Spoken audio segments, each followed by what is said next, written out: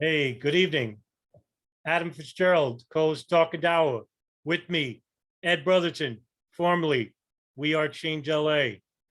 We're doing a video response to good old Gene Laratonda and Sandra Jemli at the War Room last Saturday. They spoke about us, but we're actually going to be responding to certain points made by certain people and certain statements made by certain people, including good old Adam Eisenberg. And this clip I'm going to be playing, and me and Ed are going to be talking about what is being said in this clip, because Eisenberg really stole the show, basically. And Gene actually gave him a good 20 minutes to talk about the Pentagon and talk about what he's going to do in response.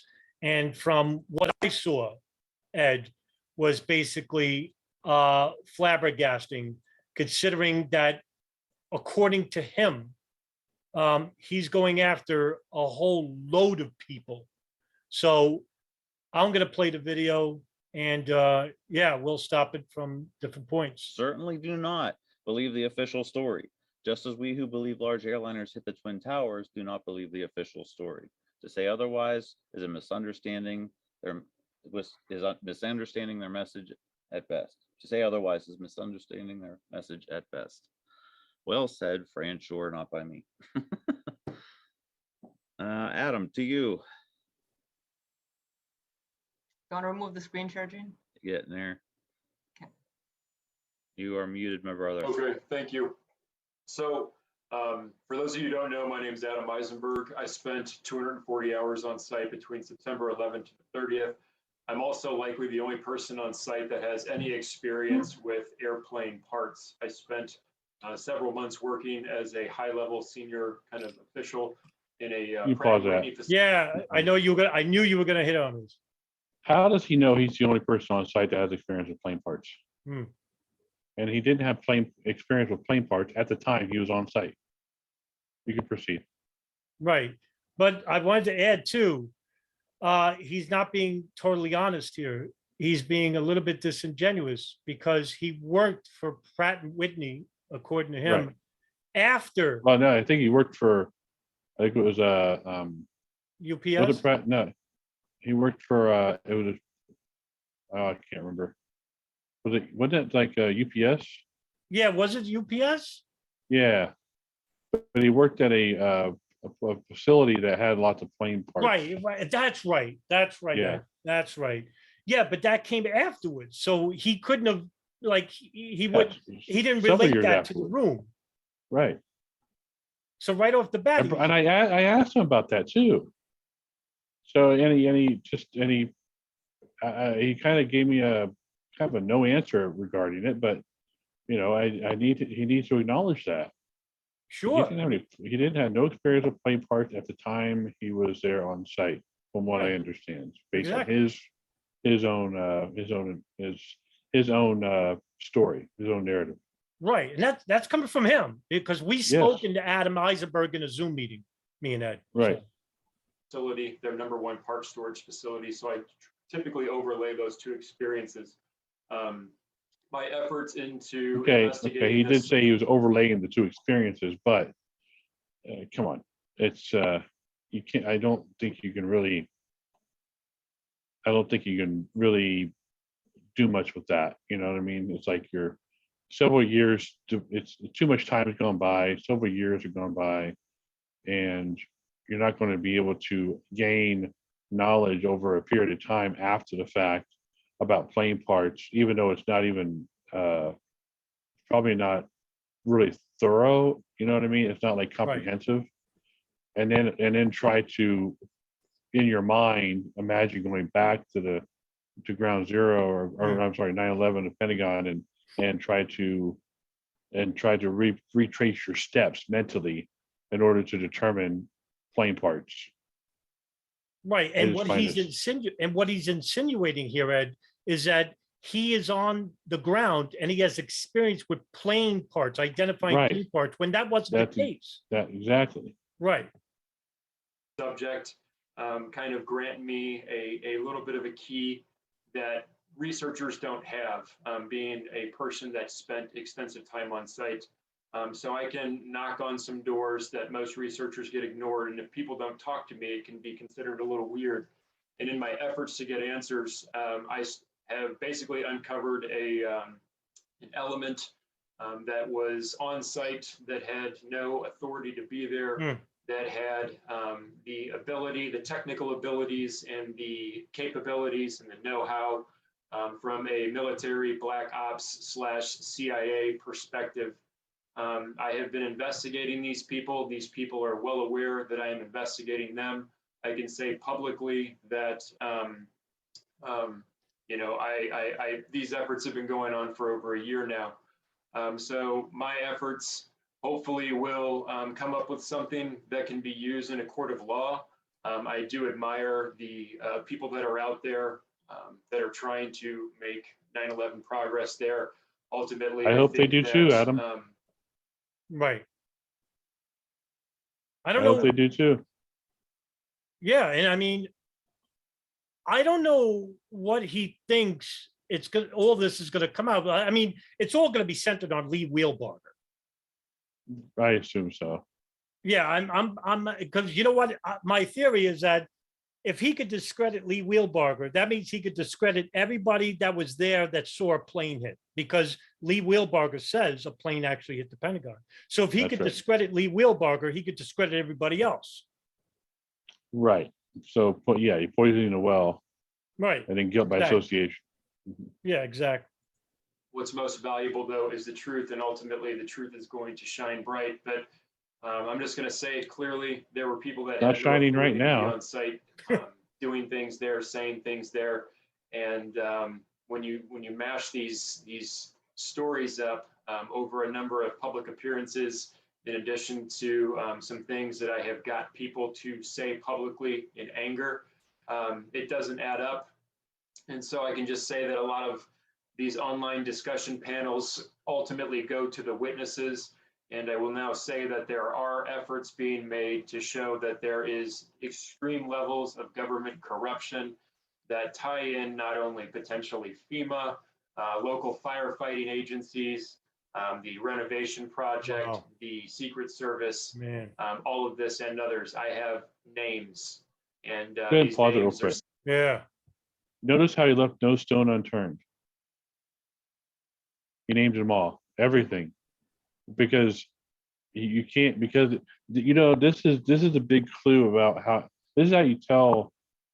And I'm sorry to say it, Adam, but you know, this is how you tell when somebody is they think they're doing a good job investigating something, or they might be onto something, but the fact that he mentioned all those institutions, all those entities, and then clumped them all in one big conspiracy, which there may not be, I don't know. But usually when you do that kind of generalization, it really means that you have nothing specific. Exactly. So he has nothing specific. Otherwise he wouldn't be so general with everything. FEMA, CIA, he even has the fire departments involved in it. It's like, come on, man. It's like, you know, give me something specific. Right. You know. Name me somebody within those agencies that you have a problem with, like say somebody from Arlington County Fire Department, somebody from Right. the FBI, somebody from FEMA. Right. Give me a name. What is Well, it that you disagree with? but he'll tell you that it's he's not ready to release that yet. He's still Exactly. investigating it and blah blah blah. And like, that's what he'll tell you. And it's but I don't know why. Here's what I don't understand. I don't know why he's coming out now with all this stuff and telling us that, oh, he's got this, he's got that, and then never revealing anything. And it's like, why don't you wait until you're done with your work and then reveal it? Otherwise, you're just like telling us everything you're going to do, and we're all sitting back waiting for you to do it. He's been saying this for months now. Yeah. I don't understand the tactic here. He also once said, and I think you were there, Ed, when he said that he had to go into witness protection program. And then a couple of days later, And then a couple of days later, he's doing a marathon. Yeah, I don't know if he said exact those words. I think he told his, I don't remember. It was Oh, no, something he's gonna about bring, that. he was gonna, his girlfriend, Yeah, and that they would have to like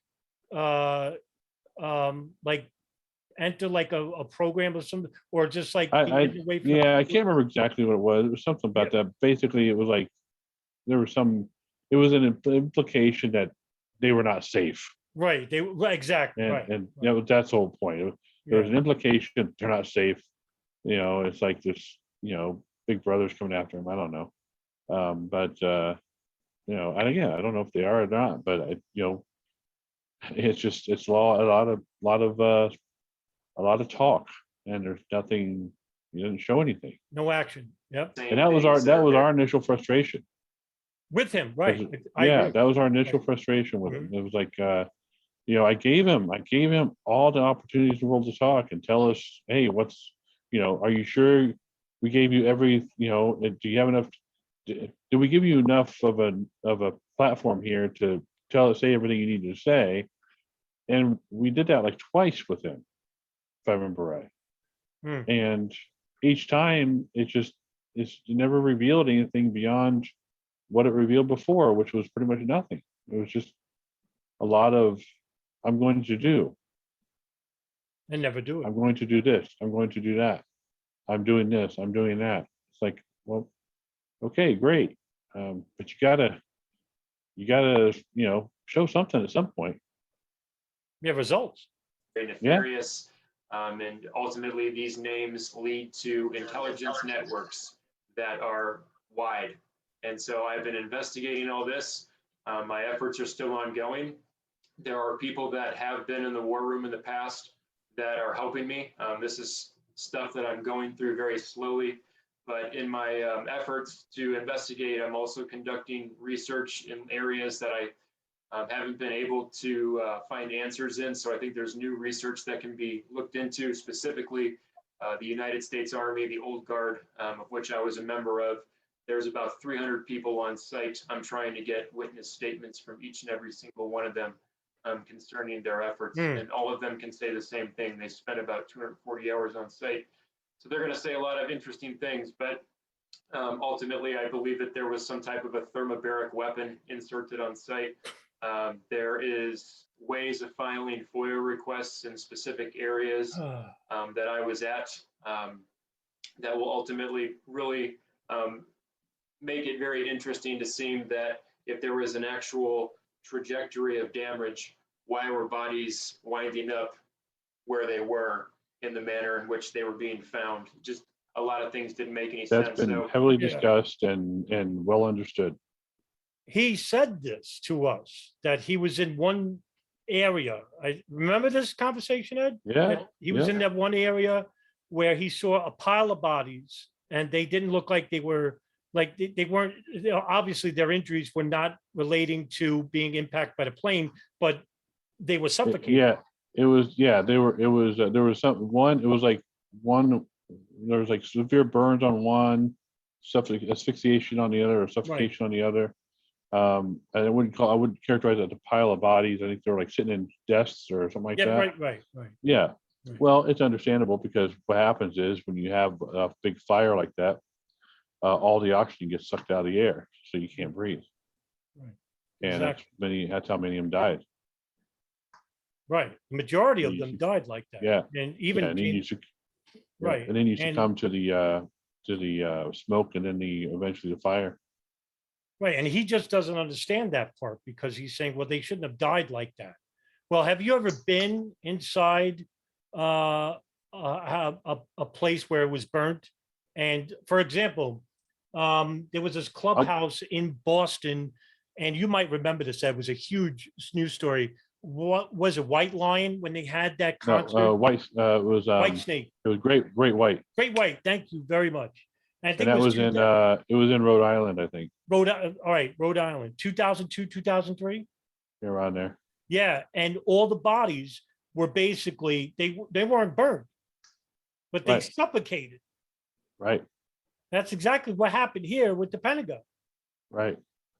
perfect example, during the forest fires out here in California, if you're out there in the forest during those fires, you're going to have a very difficult time, surviving if you're caught out there, because the fire just sucks all the air out. Yeah, right. In fact, you can't. In fact, people who were getting killed because they were trying to drive out of the area and fleeing the forest fires, Mhm. but there was no oxygen in the air, so the engine could not suck in air in order to give it what it needed to continue going. So the car breaks down, Mhm. and now they're stuck out in the middle of a fire, and a forest fire, and they perish.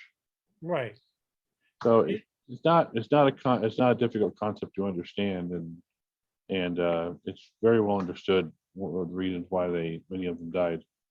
Yeah, exactly. And, if only he can, reason to that effect, like, why did this person die that way? And he basically would try and study about how fire and smoke and the lack of oxygen could lead to a death or something like that. Right. And I alluded to this in the interview I did with James Schwartz, the Pentagon incident commander, where he basically said when the plane actually impacted the first floor, the explosion was so massive, it shook out the air out of thin air, out of the air, and then Right. replaced it with jet fuel, right? Like almost That's right. instantaneous. Yep. Displacement. Yeah, exactly. And then all the bodies on the plane, well, where are they going to go? And when you go from 500 miles an hour to zero and that fast, it's like it's called inertia. We learned it in science class. Yeah. Everything's moving, everything's going to continue moving forward, and that's why all the bodies ended up where they ended up. And in the book Firefight, written by Patrick Creed, which was forwarded by James Woods, in the book, it basically said that the people in the back of the plane became the front of the plane in less than half a second. That's right. And imagine somebody like, because Eisenberg brings this up and says, I didn't see anybody that looked like they were on the plane. Yeah, that's exactly right, because they were basically reduced to molecules almost. That's right. That's right. I can just assure you that there's a lot of research going into it, and I want to thank the people that are assisting me with that. And I also want to say that very soon I'm going to be talking publicly about some people in the 9/11 truth movement. And that's all I want to say about that. So that's all I got to say. boy. What's a thermobaric weapon? Yeah, I was just looking it up. Yeah, look at Yeah, this weapon. He it's- thinks that it's did a, the it's a damage. weapon.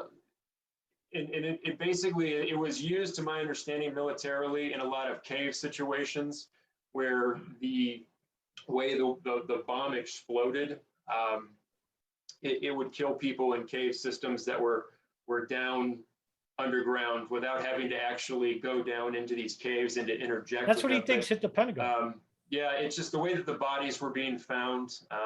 Somebody that knows weapon systems very well recommended that I study these things. And there's a lot of really interesting patterns that I'm finding. And these patterns are also kind of lining up with what first responders on site were saying. So there's like I said, there's a lot of different elements. Okay, right here, I would have, if I'm Gene or Sandra, I'm basically saying, all right, hold up, Adam, wait a minute. This is a remarkable claim you're making. What evidence is there? What information do you have that gives you this perception? No, they just went along with it. It's just like Yeah. Richard Gage. Oh, okay. At least it's going And against the official narrative. And what's funny, I don't know how long the thermobaric weapon, theory has been out there, but I've heard of it recently. Yeah, I never So, heard of it. I never heard. Yeah, so it's like a new trend. It's like the new trend. So now So it just you've heard of it, yeah. Ed? I never did. Yeah, I heard of it like maybe a year ago. Oh wow, really? Floating Yeah. around. Yeah, but I never. It was floating around in the 9/11 truth movement, but it's I don't think anybody ever took it seriously. But then because that it's been floating around, now people are looking at it, and then and like Adam here, I think is just I don't know, he's just jumping on the trend. So you got to understand, Gene, if you're watching this, right? So you got to understand, like, this is our frustration with people like yourselves, right? You're not making the claim, right? But someone like this guy is basically given carte blanche to talk about this. and in opposition to a plane which everybody saw crash into the building. But he's given legitimacy. And when we criticize him, you basically call us rude. Well, actually, what we're doing is we're trying to save the truth movement from itself. You're allowing legitimacy to these arguments. And yet you're mad at us. Now, you could say I'm rude. Yeah, me. You can't say that about Ed or Sean. They've never been rude to you. I have. I've been rude to Bob, and I was disgusting to Bob Arnold. I'll even admit it. I'm not hide behind it, and I'll do it again. That's the only person I've been really, she needs to be called out. Well, I mean, look, if you're repeating 20 years ad nauseum falsehoods about this particular incident, you know, this is, I'm going to keep it not just G-rated. falsehoods, but just straight up lies. She knows she's lying. Right? Yeah, I mean, exactly. that's why I'm harsh on her, Right. because she knows what she's doing. Exactly. There's no way she could not know what she's doing. And there's a lot of different ways that I can kind of look into this situation, just because I spent a lot of time on site there, and so I can kind of come up with ways of demanding information from the government that go outside of the parameters of what they have offered. You can't do anything different than we can do. I was thinking the exact same thing. Right. Exactly. Right. I don't care if you're former military. Ed's former military. I'm not. Right. I may not have been on site, but that doesn't mean anything. It doesn't give me any Right. special clout. Exactly. Exactly. Yeah, or that wouldn't give you any special clout. Right. You're So I not don't getting know. any additional special privileges. Right. In other words. And ultimately, my goal is to show that they're just withholding extreme amounts of information. And so my efforts, I'm formally calling them the. If they're withholding extreme amounts of information, what information specifically are they withholding? If you know about it. Be specific. Right. Orion project are basically doing a full-scale alpha to omega breakdown with extreme detail into everything from the geopolitics leading up to the crime scene to the entire crime scene itself. Oh, Adam Eisenberg, I can't wait. I can't wait. Yeah. Each and every witness. Yeah. And ultimately, I'm going to pressure the witnesses that say they saw a plane actually hit the building. Oh. And if people say, well, you're dragging these poor people into this event, how could you? Ultimately, I go back to the people that I have on site saying the terrible things that I have them on record saying, and there's hours upon hours of it. And so, you know, I hate to say it, that's my thing. Yeah, exactly. This is why I give you the hard time, right? It's you versus them. Just like you said to me in the comment section in that Richard Gage video, where you basically said to me, Adam, you're saying 86 people saw the plane, but you haven't seen my evidence. Have you ever given, this is what you said, have you ever given the thought that they all could be lying? So in other words, I will believe you because you were there after the fact, instead of over 86 people that I can name specifically who were there, who saw the plane at the building. And now you're basically saying that I'm going to investigate all these people. You're not. You're not. He's not a witness to it. Yes, right. He was part of the cleanup. Right. And that's coming from He's a witness. He's a witness to the extent of what he saw in the aftermath of during the cleanup. Right. Because he has personal firsthand knowledge of that. That's fine. But don't claim that you're a witness to the incident itself by saying that you know that you have evidence and no other people have evidence that no plane hit the Pentagon. Right. Or so I don't. It's such flawed logic. I don't. I wish he would just think about what he's saying and what he's doing, and understand where his train of thought is going, because it doesn't make any sense. There's a crime that happens. An investigator comes along. and then he surveys the crime scene. The first thing he does is take out a notebook and list about the evidence that he sees. The second thing he does, he wants to talk to eyewitnesses who were there at the crime, not after the fact. Why would anybody want to talk to you regarding what happened at the Pentagon? Why would anybody want to talk to Xander Arena or Gene Laratonda or Sandra Jemli or Chief Littlejohn, whatever his name is, or Lawrence Fine or Richard Gage or Rebecca Roth, Barbara Honegger, Christopher Bolin, Jason Burmis? I can name dozens and dozens. They weren't there. Even us. Even us. Even us. We weren't there. But what we're going by is we're going by the testimonies of people who were there. That's right. That's it. Nothing else. We don't got a position. We're going by the physical, analytical, and technical evidence of what happened. You aren't. That's the difference between you and us.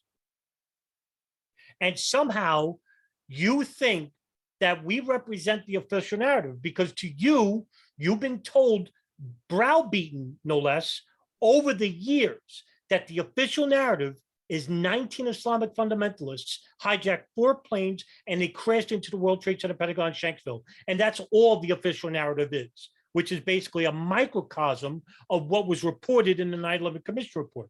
And that's 14 chapters long, over 600 pages. And I doubt you ever read it. So if that's the official narrative to you, then what narrative do you represent? Because to me, the official narrative makes a lot more sense than what you're presenting. I mean, Well, I think the whole thing is though that, and to their credit, and earlier in the video they did mention that Barbara Scher's quote, talking about the both sides have a just when you accuse one side of one theory, then it's like, oh, then we accuse them of believing the official narrative, when in fact we don't. It's just a different viewpoint on the evidence, right? And that's all it is. So, they did bring that up. I'll give them credit for that. But at the same time, they also, it's like they want to entertain this. I don't know why they're continuing to entertain this and why they're making it so difficult. It's there's all sorts of.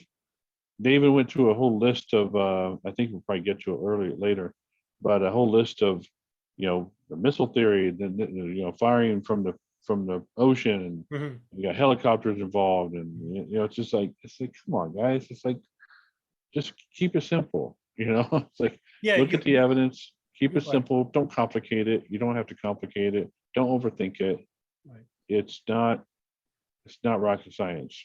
If you're looking for conspiracy, there are plenty. And myself, Nelson, Ryan Dawson, Darren Harvey, Ed, and Sean Russell, I mean, ad nauseum daily, we're posting something that actually goes against your official narrative.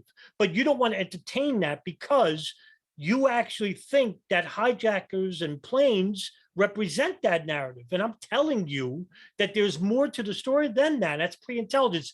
But you want me, and this is coming from Sandra and Gene, you want me to simplify it for you. I'm sorry, I can't do that. And you got to do the work involved. But you want to be told in a short little package, simple things that, I'll just repeat what I don't have to prove for. And I'll believe anything if it goes against your narrative. And that's just a problem I have with them. Prove that there were nefarious efforts being made by government employees on. What government employees? I'm afraid to say that publicly. So wait, you broke up there. You were afraid to say something about employees. No, I said I can prove with extreme clarity through hours of testimony that there were government employees on site that were nefariously entered into that position. Who? And they're saying things that are just so off. It goes back to your point, Ed. It's generalizing. Yes, That's all it. No specifics. it's like the Well, who? boy who cried wolf. It's the boy who Right. cried wolf. Right. Yeah. You know, that's what we got. It's like I know what happened. Here's my I know what happened. I know what happened. And then you come running to him, and it's like and he gives you nothing. And then he cries. He says it again. I got evidence. I have evidence. I have evidence. And you come to him and you ask him about it, and he gives you nothing. And here he is again, giving you nothing. Who? Name names. Right. If you don't have it yet, and you don't want to reveal it, then Don't say don't it. come on a video up here and tell us all this stuff about what you're doing, and just wait till you're done and then reveal it. Otherwise, you're gonna lose credibility. That's what it's all about here. I don't dislike Adam. I mean, it's like I'm sitting there trying to I'm trying to understand. I'm trying to save him a lot of heartache because he's going to lose credibility, and he doesn't realize that. If he really truly has something, be quiet, do the work, get it solidified. Tie it. Get it down. Complete your investigation, and then come out with it. You got to remind do it me- at the right time. Right. You remind me of like a TV series where basically at the end they say, tune in next week and we'll tell Right. you about Mary. And then Right. when we turn in next week, it's just like every other week, you drag us and Right. string us along. You've Yeah, been it's like, saying I this don't- for months. I'm not interested in binge watching Adam Eisenberg. I am. Track, and they're disinforming and just extreme levels. And this one individual specifically, he to my understanding, he even considered himself, he Yeah. publicly went on record saying, that he Real was bug. doing spooky things for the government. So he was a total spook. His own family members were under the Trump administration about to be promoted to the highest levels of the CIA. So I don't know where these Were they? I have no idea. I don't. They were about to be promoted to the highest level of CIA. They were about to be. What does that even mean? Yeah, I don't even know. What did they get called in for a job interview? Would it be? I mean, what did that mean? What's the highest levels of the CIA? Well, I could tell you the director of operations, the DDO, the DCI, which is the director of the Counterterrorism Center, and also the director of the national, the new agency they have. Hank Crumpton used to run it. I forgot the name of the agency, but yeah, that's the highest levels of the CIA. And it takes years to get there. connections, how deep and how far they go. But this guy, to one person's Special Activities Division branch. Yeah. knowledge, Okay. there was only one individual that even knew who this person was that I'm speaking of, and that was Ken Jenkins. Ken Jenkins, in a conversation, and several with me actually, has said that this man was on site and he was basically there, just showed up as one of those rogue do-gooder kind of people. Why is he James hiding the name? Schwartz, Why does he incident. not mention him? He's already mentioned him before. I don't know. You know what I'm saying? You know what he's talking about. Yeah. Well, I know what he's talking about. Yeah. Yeah. So it's like, I'm going to lower the boom soon. Right. It's like but he's already revealed this name. Right. We already And know again, who he's talking about. right. If I'm Gene and Sandra, I'm like, all right, what do you talk? Be specific. Right. I mean, it's like if I was Gene or Sandra, I'd be like, "Yo, why are you? Are you talking about? I'm not hitting the name because I can't remember it off the top of my head right now for some No, reason. it's all right. It's late. Tim. What's the name? No, just say Tim or something. No, what was his real name? Oh, Lee Wheelbarger. Yeah, Lee Wilberger. Yeah. Yeah. So why is he not saying his name? Because he's mentioned him a million times in other videos. Now he does say it in here, though. Yeah, but why is he not saying it No, here? I don't know. It's just Yeah. strange. Commander, Because he was the guy that Ken Jenkins talked to. Right. As soon as he said Ken Jenkins knew who he was, we already know who he's talking about. Yeah. So it I is a don't know. mess. himself basically said that there were 24 elements on site, different various firefighting elements. Oh, I and got that some let me showed go up, that back because this is involving unannounced, James Schwartz. and I'm sorry. rogue do-gooder kind of people. James Schwartz, the incident commander himself, basically said that there were 24 elements on site, different various firefighting elements. Not elements, first of all. They're firefighting agencies from Fort Myer, from Arlington County, from Fort Belvoir, Ronald Reagan International Airport, all descended on. It was the largest response by first responders in Washington, D.C. history at that time. That's what he was alluding to. But you just try to make it sound more nefarious. Well, James Schwartz said there was 24 elements or agencies, and they're all Right. respond. Like, come on, you know what? Grow up, brother. That's not, be specific, all right? Because we're gonna be. And that some showed up unannounced. And basically, my investigation is into those people and those elements that were on site. But I can also say publicly now that if you go and listen to Adam Fitzgerald, he's my biggest critic. If you go and listen to his podcast with James Schwartz, he talks about these elements. And so I've got these elements kind of. I don't know what What's he talking about? With James Schwartz. I don't know what he's talking about right here, Ed. I don't know. What are you talking about? Yeah, they're called firefighters. There was a fire. But these elements showed up, and we even Adam Fitzgerald interviewed James Schwartz, who even confirmed it and talked about these elements showing up. Yeah, they're called firefighters. There was a fire and a big boom. Yeah, it was a 5 alarm, and it basically sounded everybody in the vicinity of Arlington. That's who descended first. Right, but why is he talking about them talking about all this like it's like all 007 shit? Yeah, right. Well, he's got to make it sound like everyone's basically it's dramatic. Yeah, it's dramatic. Yeah, dramatic. So I'm about to leverage James Schwartz, the incident commander, and this guy against one another. Random fact: James Schwartz's wife was a very high-ranking member in the CIA as well, which I'm not even going to speculate into that. But you already did. You did, yeah. You already did.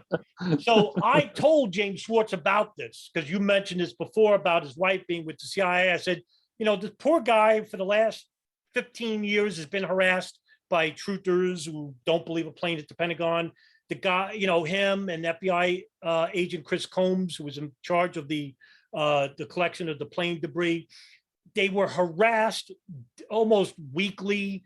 They sent letters to the district attorney and an attorney general in Arlington, and basically said that these people should be arrested because they're covering up actually what happens at the Pentagon.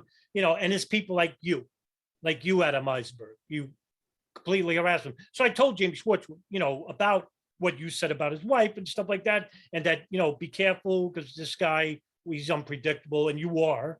And, I don't want this poor guy to be harassed by people like you. There's a reason why I never gave him your contact information. I'm sorry I even brought him up to you. But you know what? If you're going to say that he's in on it because his wife worked for the Central Intelligence Agency and that makes him guilty by insinuation, which is what you're alluding to, that's the reason why you brought it up. Well, like I said, I'm going to keep this G-rated. But what I know what you're saying inside. I know what you're really saying inside. Yeah. Yeah. Things that I said about Barbara Honegger in the email. I mean, this is really like a low blow for you. You're a grown man and you're going to be doing this. I can just say, like I said, there's a lot of things that don't add up. And and Ken Jenkins thought this man was just an individual on site.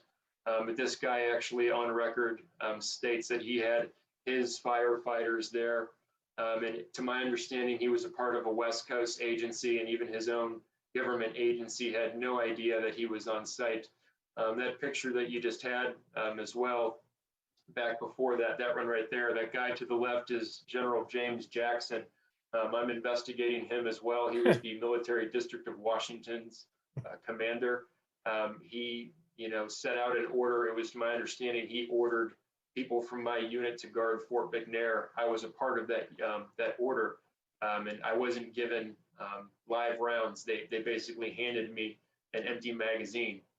So when I asked the arms room specialist, hey, why are you giving me an empty magazine to guard a base when I can see smoke from the Pentagon right over the Anacostia River?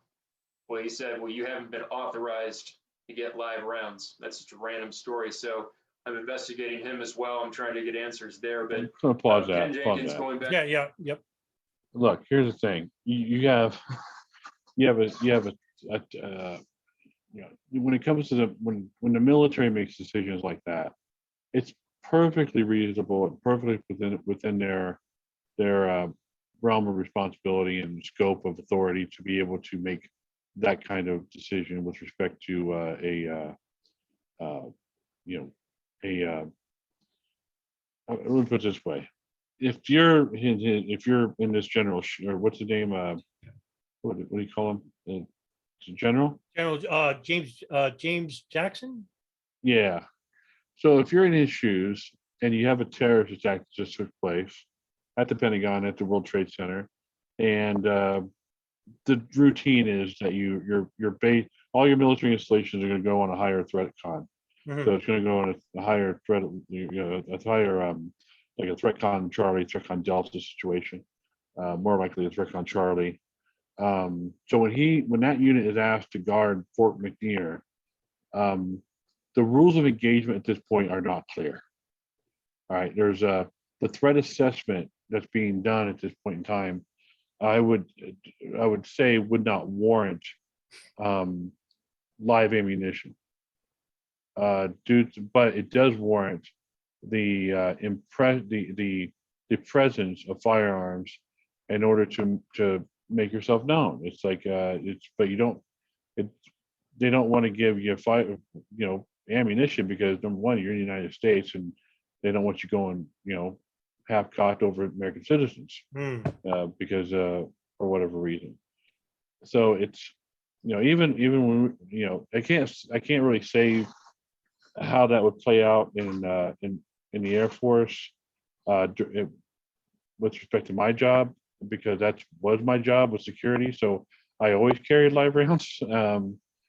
But his job wasn't, well, he was part of that guard.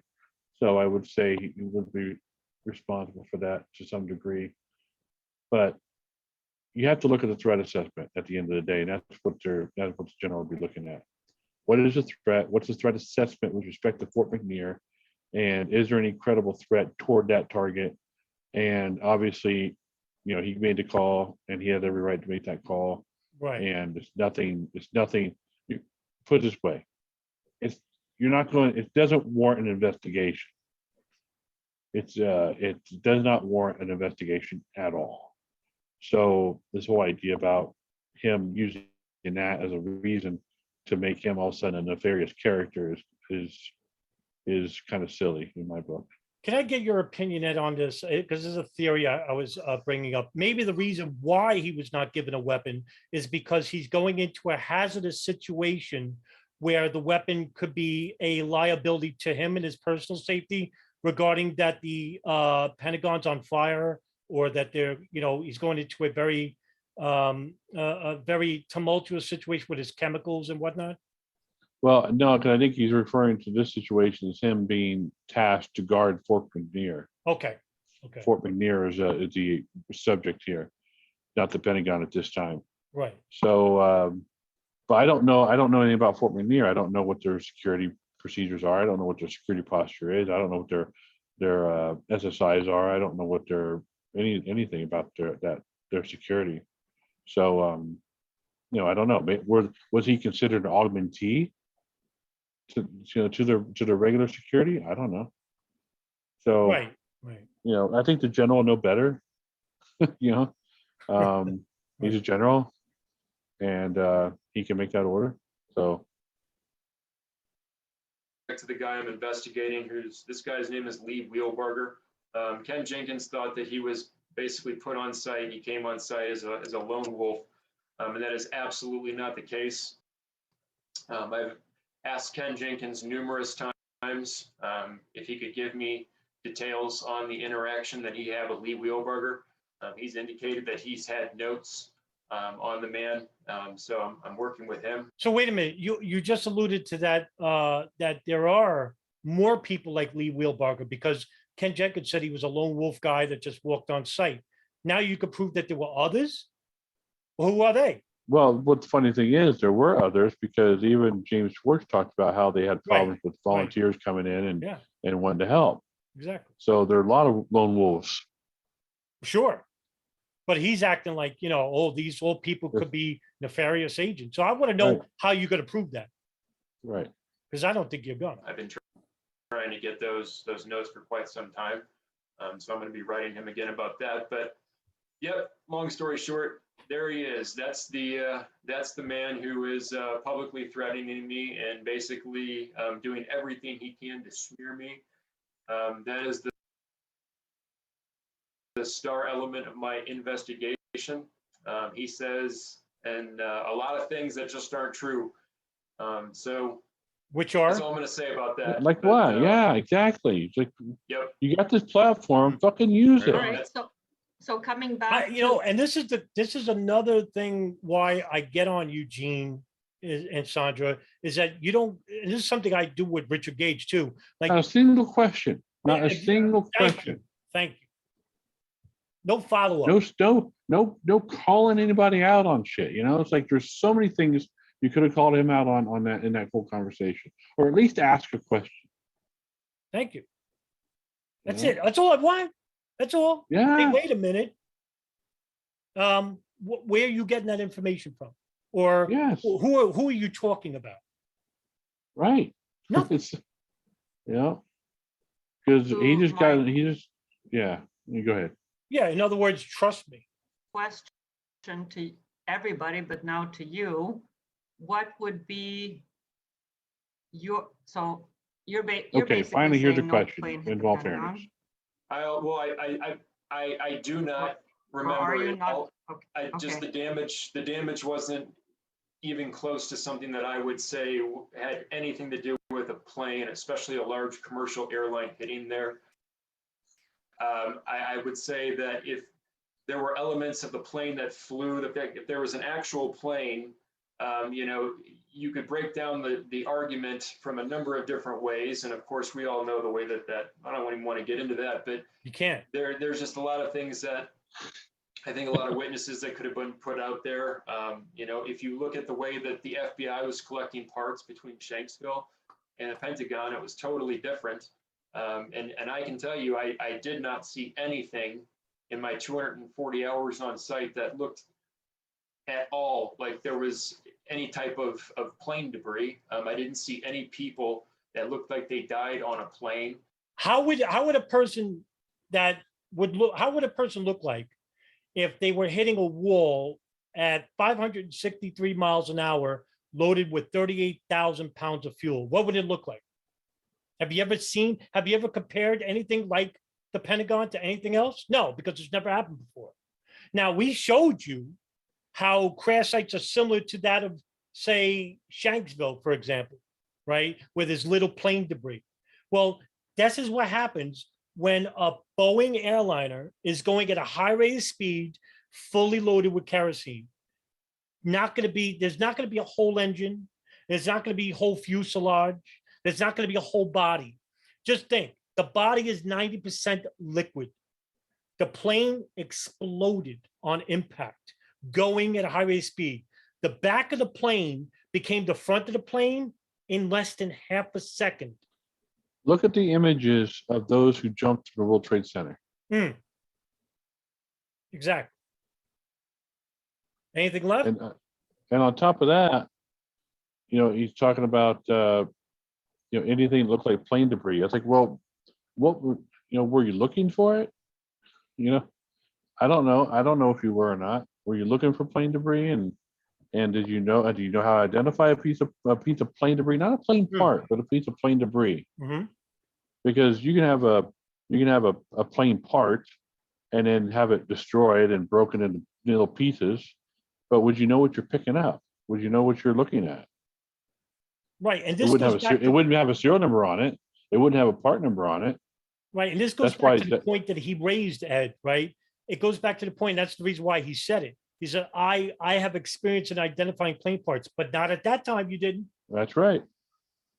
So you would, like Ed said, you wouldn't know a plane part from a part of a giant fax machine, Right. for example. Even though there are a lot of plane parts on that at the debris at the Pentagon that were easily identifiable. Easily.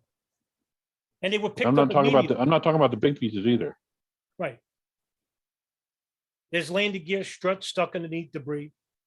Yeah, I mean, Anything. yeah, exactly. That that alone is like it's just it's mind-boggling to me. Right, and it How all it's depends like on where you were can, too. yeah, and you can never explain that. They always just ignore that stuff. Like it could have been planted. No, you can't plant freaking 1,000-pound piece of aircraft strut inside lodge inside a bunch of debris in the middle of a fire. It's not going to happen. And only that, but then you got the piece outside that had the actual serial number on it. Remember that? To United Airlines. Yep. There's I two remember. pieces we know Yep. that were found like that. Yeah, that clip. But then they'll continue to say that there were no pieces with serial numbers. Why did they continue to say that when there were? It's How do you know what the FBI collected? yeah. I just want to know, how do you know they didn't collect it? Yeah, how many people on site? Thousands. Thousands. And you went around and just supervised every single one of them? Think of it like this too. If a plane didn't crash in the Pentagon, why didn't Zacharias Moussaoui's lawyer basically say, Your Honor, my client didn't commit a crime and wasn't involved in a conspiracy of a crime? Because nothing happened. Thank you. That's right. That's right. Meanwhile, you could take a look at the prosecution exhibits used against him. Well, if that's the case and all the evidence is fabricated, why couldn't Zacharias Moussaoui's lawyer basically? Why couldn't Zacharias Moussaoui walk? Right, exactly. Right. Why couldn't they prove that the plane debris that was used to prosecute him was manufactured or fictitious? And if Because that's that the was part of the case, conspiracy. right. And if that's the case, why haven't you gotten in contact with his law firm? Free a man. Why haven't you reported it to the FBI? Right. Instead, you're here in the war room. And I can tell you, based on the ways that I've shook Lee Wheelbarger publicly, that the specific area on the map where it was a highly protected area where you had to have special access to get on site. So, like I said, I've got several hours of this guy Lee Wheelbarger saying things that are so just terribly, wrong and just nefarious. He's basically changed his. He has a thing called KLW News. He's basically now got a paid news source, so he's now disinforming the masses. And if you look into his subscribership, I mean, he's got 50,000 people following him. What disinformation is he promoting? Again, like Ed said, you're not specific at all. Very broad strokes. I mean, really, anybody could be doing this. I could be Paints doing this. everything he paints everything with the biggest brush you could possibly find. Membership is in the And it's frustrating. multi-millions. But he was on site. He is a technical weapons specialist. And I believe that he ultimately set off what seemed to be like I said, a thermobaric weapon. And those, I believe, even have some type of a gasoline element. All right. So he's gonna. Wow. God damn. Wow. Oh my God. Wow. Man. Oh. So Lee Wheelbarger is now, you're going to tie Lee Wheelbarger to this weapon that was used at the Pentagon. Yeah, but meanwhile, Lee Wheelbarger is still at the Pentagon. He's going to set off a bomb, blow the place up, and stick around to clean up his own mess. Gene and Sandra, can you understand our frustration with you? I mean, you let this guy get away with murder here. Murder. But he's on our team. I don't get it. I have discussions with Ed. I have discussions with Nelson and Sean and Darren, and we talk about specifics. Say something Nelson's going to bring up to me. And Nelson, I consider a Britannica. He'll say something I never heard of before. And you know what I'll ask him? Even though I consider him the best, I'll ask him to say, Nelson, where'd you get that from? I want to know where you got that from, because I want to know it. I don't want to believe something. I want to know something. Right. And he'll tell me. You just sit here, basically, and now asserting that Lee Wilbarger is the one who shot this weapon that created the damage to Pentagon. And Gene, you're just going to sit there and just say, okay. And yet, at the same time, you'll basically get mad at us because we're critiquing and asking these people, where the hell are you getting this from? Why are you mad at us? We're only asking, what evidence does he have for anything he's saying? Anything. But I already know why. It's because he represents anything that is against the official narrative. And Right. anything that's promoted, even if it's ridiculous, at least it goes against the official narrative. Not knowing the irony is that we don't agree with this official narrative in its entirety, and that there are conspiracies involved with pre-intelligence, for example, and the cover-up thereof later on. But yet you have a problem is because you don't believe in hijackers. And that's your problem. That's not ours.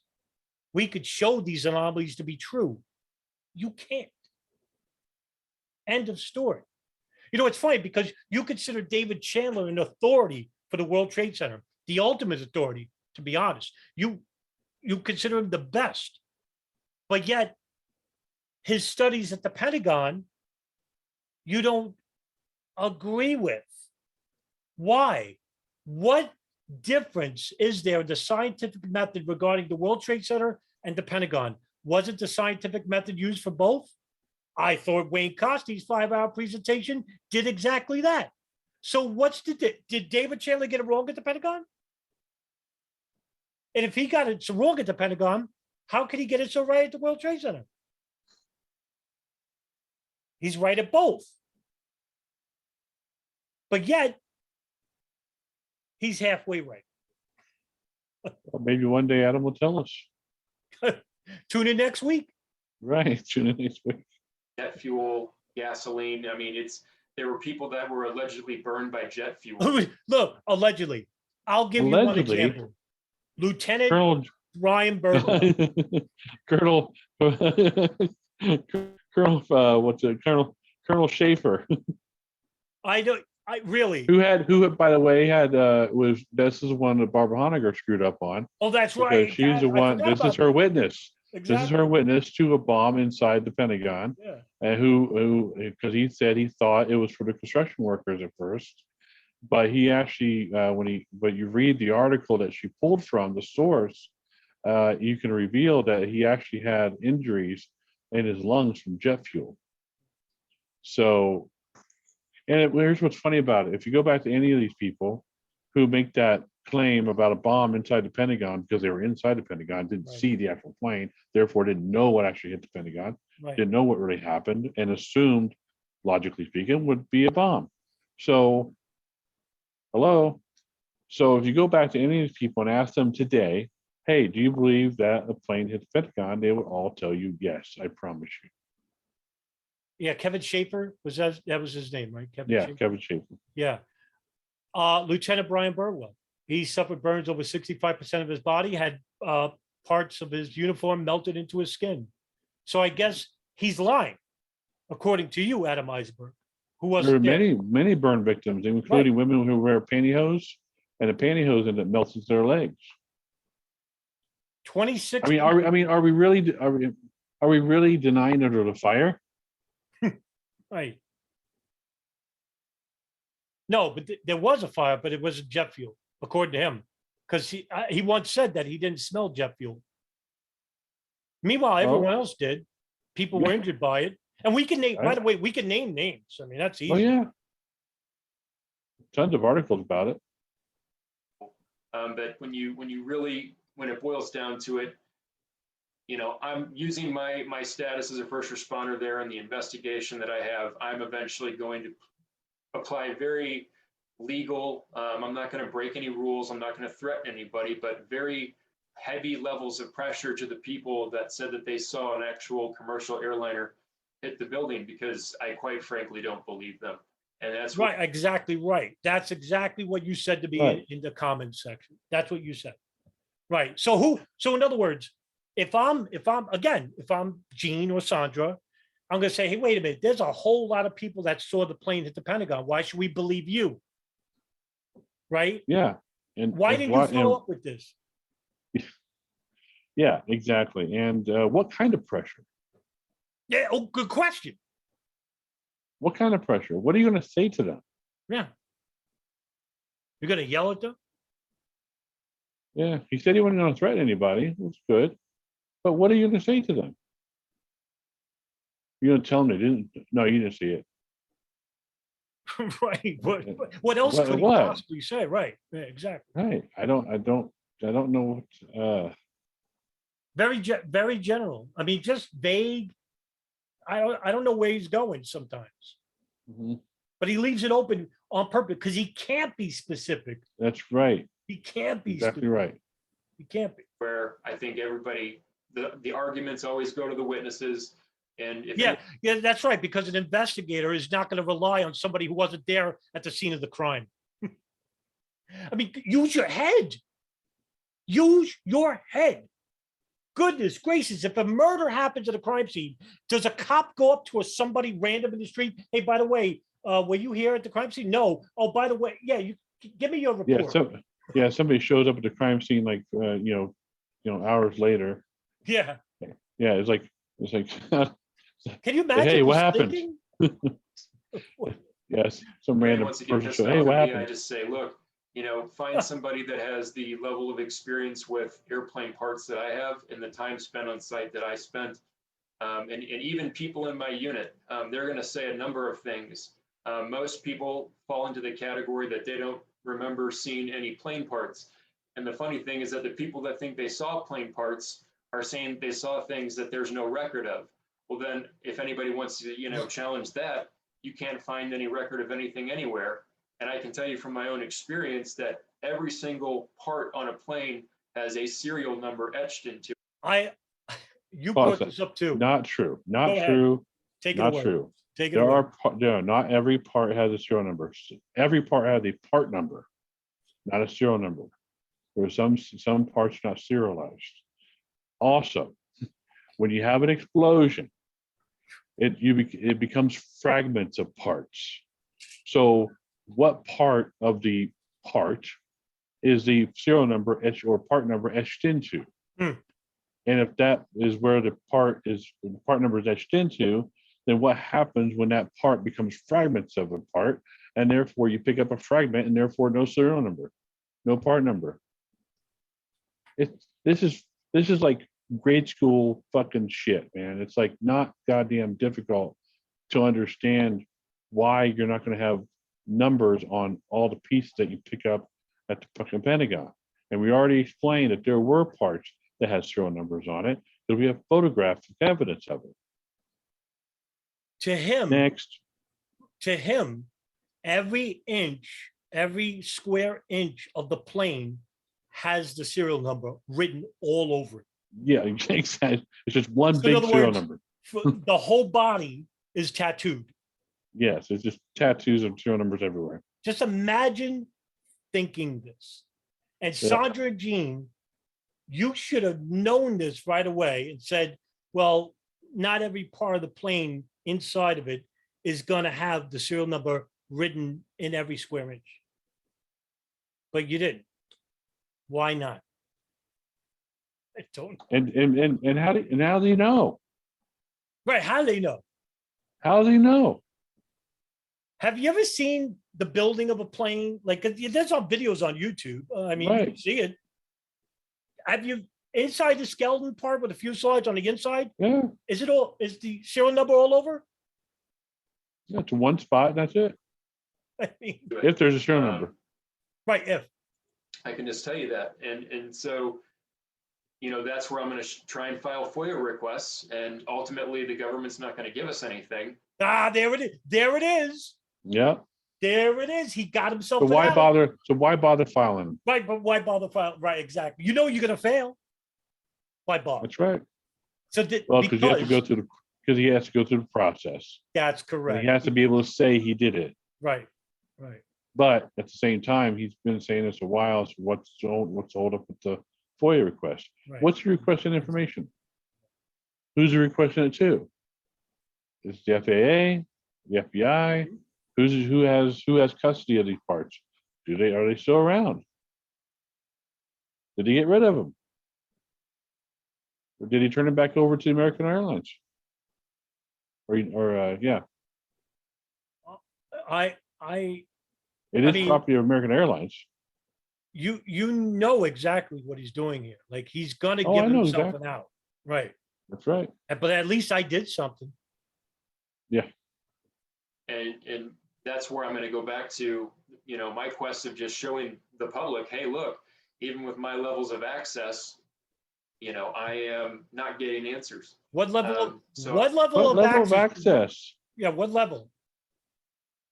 You know, what makes you special? Because you had a job as a soldier to go help clean up during one of the biggest terrorist attack in world history. I That want to makes know that what gives you that what gives you special access? Yeah. Access to what? And You're what acting like obligation you- does anyone have to give you access to anything exactly. other than what's specified in the law? What special access do you have? Be detailed. What? I want to know what. Because you're alluding to the fact that, oh, I served in the American military. I was there at the Pentagon site. That means that I have special privileges That's right. other than anyone else in the 9/11 truth movement. Mhm. You want to make yourself seem bigger than what you are. And you're not. And then ultimately, I have my own personal anomalies that I've experienced with 9/11. I discussed one of them with not getting any ammunition on guard duty, but there's so many others that I'm working on right now. And so, yeah, you know, there's a lot of things that are coming forward. And I would Pause it also real like quick. to say Yeah, that, sure. You know, I remember I had a very similar experience he had. Okay. We had an air show at our Yeah. base at Travis, and we were all on duty that day. And 77,000 vehicles coming through that base in a 10-hour period. Oh, man. And I had to direct traffic, and at the one of the most critical points in the entire base, I had to direct 14 lanes of traffic into 2. And it was just bumper to Wow. bumper. It was crazy. Wow. So we had some experience. So we went to the armory that day to arm up. They didn't give us weapons. They wouldn't let us arm up. So I was like, wait a minute, we're gonna have an open base day, and you're not gonna give us weapons? I had a similar experience. I had the same thought. Why not give us weapons? We didn't even get weapons. We at least he got a gun. You know, at Right. least he got one. He didn't get no ammo, but I didn't even get a gun. I usually get one every day when I go to the armory and go get on post. But so now what's ironic is that after that day was over with and I was done for the day, I totally understood why they didn't give us guns, because I would have put a bullet in the back of a couple windows. I was so damn pissed Right. off at some people Sure, coming yeah. through the base. Yeah, You know, sure. it's like, so I get it. I understand it. And it's also about optics.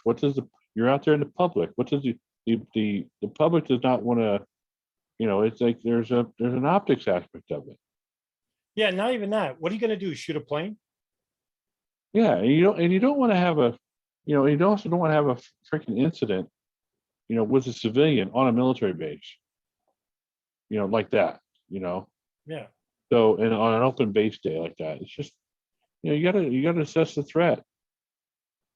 But Lorraine is doing Oh. some great work.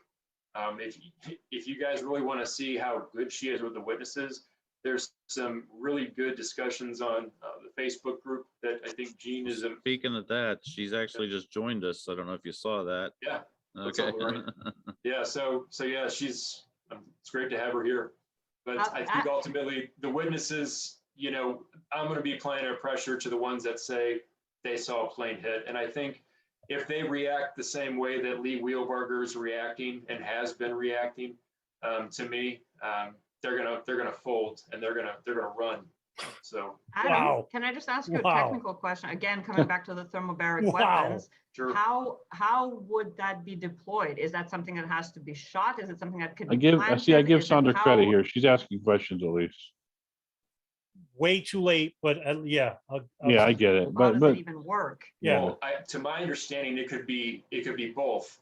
And here's where it gets interesting. Some people, and I'm not leaning on anybody's work, but some people have talked about drones. Well, Lee Wheelbarger was a drone specialist, weapon systems as well, explosives, electronics, all that stuff.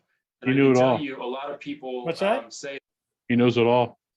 Yeah, this guy knows it all. that they didn't smell jet fuel, but they smelled, I forget what it was. Yep, that's it. Cordite. Oh. Ed, this was your finding. Yeah, cordite was. They stopped using cordite in the 1940s. So yeah, good luck with that one. Yeah, I think there's a big difference between jet fuel and cordite. Yes. Yeah. Jet fuel has a very strong and distinct smell. Yes, it does. Yeah, to me, it smelled like an electrical fire. There was that overwhelming electrical burning sensation, but See, yeah. that I think he know, is correct. I think he has that absolutely correct, and I talked about that in Yeah. my video to Barbara Honegger. Remember that? Yes, that's right. Yeah, because That's right. this is the one thing where Adam actually I really agree with on it. Agree with him on this because all those electrical components are burning. Like I said, I do the sniff test when I check for an electrical component that's not working because I want to see if there's a burnt circuit. Right. And it smells. That's what it smells like. So Adam is, I think, absolutely correct on that, and good for him for actually saying that. So. Cordite smell like. We all gotta have. Yeah, but some people were burned with gasoline. I don't know, and that's the thing. This is where ultimately I don't believe anybody, and it boils down to the fact that one of the guys in a leadership position, is saying all this crazy stuff, and when What crazy there stuff? was What are you talking about? What? Yeah, I don't know what he's talking about. One of these guys in leadership position is talking all this crazy stuff. Right. One of these guys, I don't know which guy he's talking about, Right. in a leadership position, don't know what position he's talking about, Right. is talking all this crazy stuff, don't know what crazy stuff he's talking about. What does that even mean? I have He no did idea. this the whole 20 minutes. Right.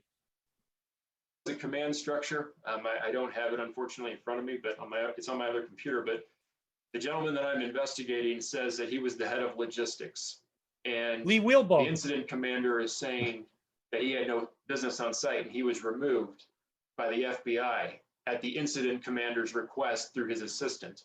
And then so I've got now this guy who says he was allegedly the head of logistics and spent more time on site than anybody, saying that the FBI was wrong, and he came back and that they were misinformed. And so it's this, it's this great just whirlwind of things that aren't adding up. So There You know, was I don't know, the but whole, it was a fucking jumbo jet flew into the Pentagon. it was all a whirlwind of shit that didn't add up. Nothing made sense that day. Yeah, they do the best they can, man. It was like it was chaos. You know, they're trying to establish command and control. They're trying to keep all the volunteers, trying to keep that under control, trying to secure the area. I mean, there's all kinds of shit going down that day. It's like, so yeah, not everything's going to be like run perfectly, and you're going to get things slipping through the cracks. So, But you left yourself open, right, Adam Eisenberg, because you basically said, I don't believe anybody that saw a plane. That's right. So in other words, you Right. got your mind already made up. It's already made up. Already made up. Just like every other fringe conspiracy theorist. They look at 9/11 and they automatically assert it was an inside job before even looking at anything. So the only thing you're looking at is information that agrees with that worldview. And those who disagree with it, well, I'm going to treat them very harshly. I'm going to question them. Oh, you really didn't see that. CIT did this.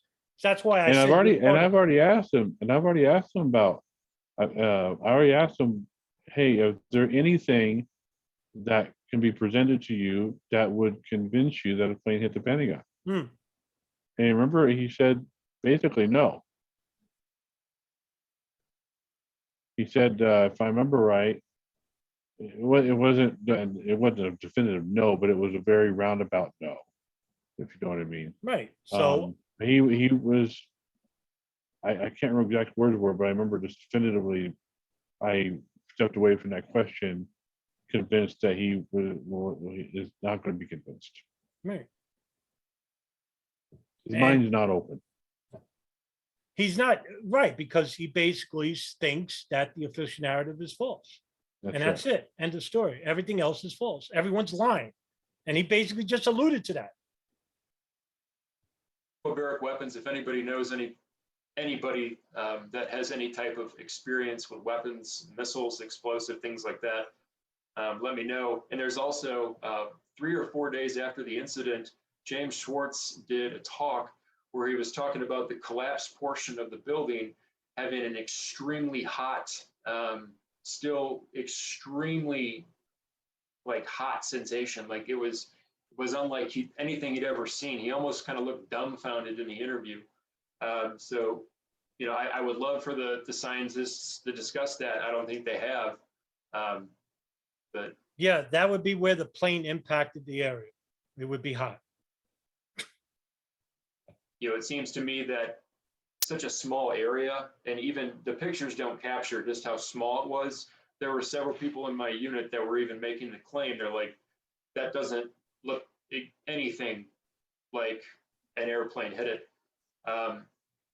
So I've been saying. I got information that says contradictory to that. That's And I could show it. Right. I could show it. You can't. By the way, the roof line of the Pentagon was made out of horsehair, which basically is extremely flammable. That's where the fires kept raging on all throughout the night. And they had a hard time. That's why the firemen from Fort Myer were punching holes in the top of the roof so that the fire could escape out of, or else the whole top of the building would have been burned. And, it's to the grace of the experience of the firefighters at Fort Myer and Arlington and Fort Belvoir, who basically got the fire out in, I think it was 16 hours later or something like that. But Yeah, those nefarious people. yeah, they're nefarious people. The things that I've been saying for a long time. The only reason I didn't really publicly go forward with it is because every time I talked to people outside of my friends and family circle, they looked at me like I was nuts.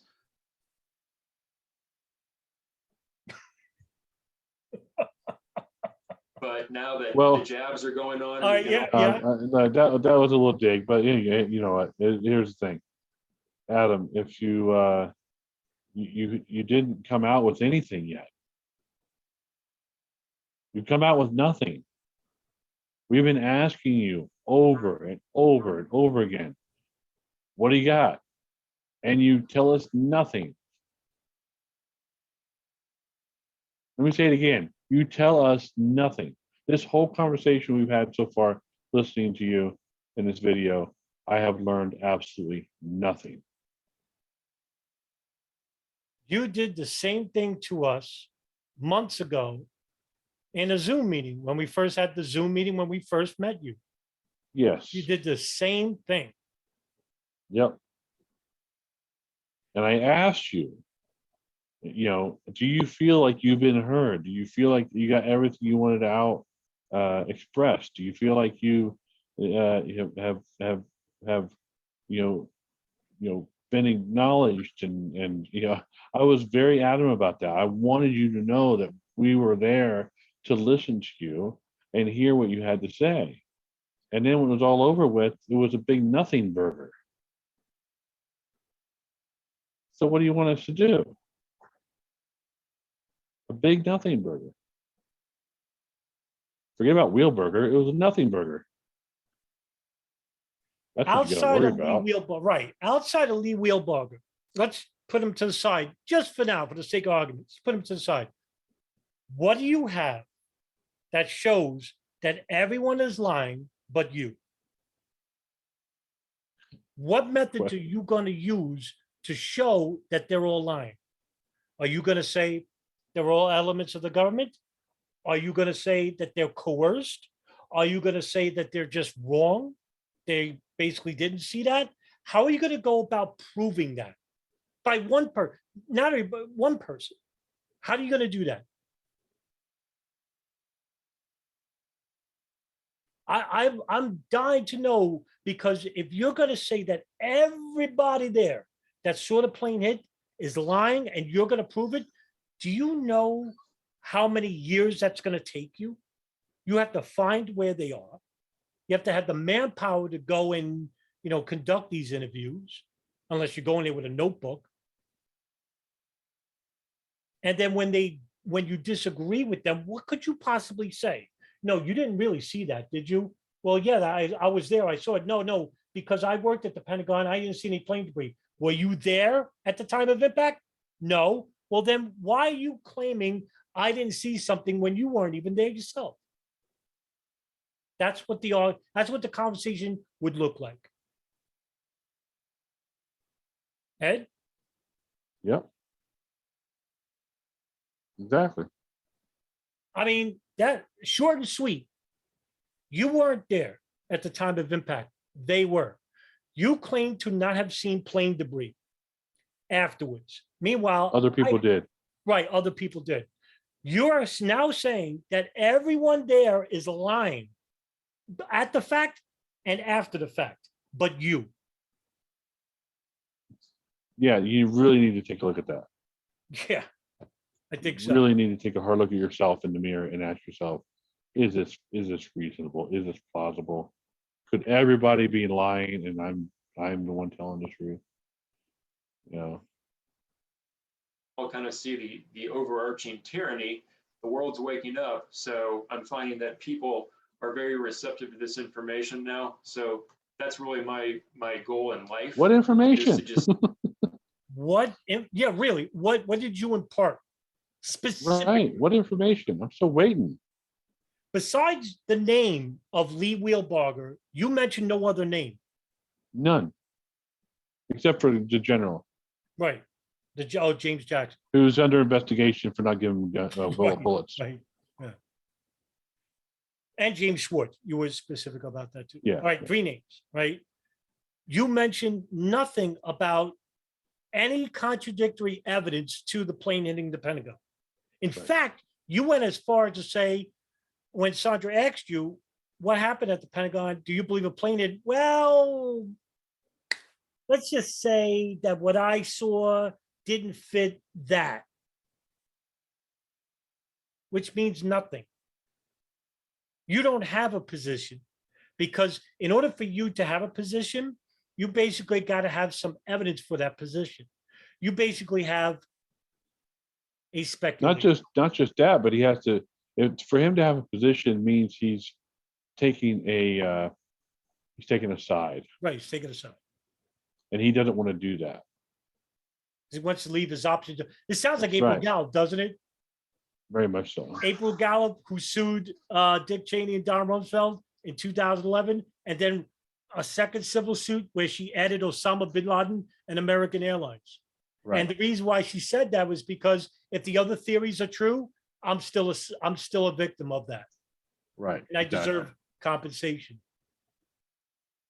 Discuss this stuff. And like I said, my goal is just over the next few years, just continue to do research and prove that the government is withholding immense amounts of information. What So information? I'm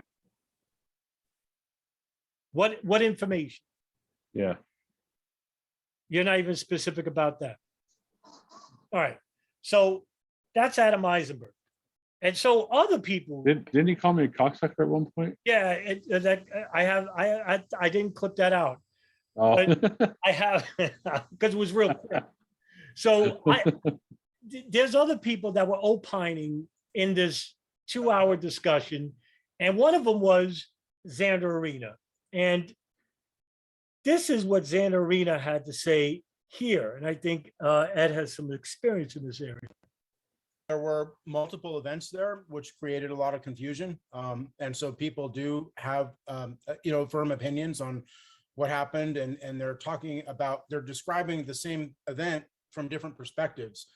And the other thing is the whole thing essentially was a magic trick of deception. So these people there are probably a handful of folks that really believe they saw a plane hit the building. Yet what they were seeing was, pyroclastic effects as something was potentially flying over.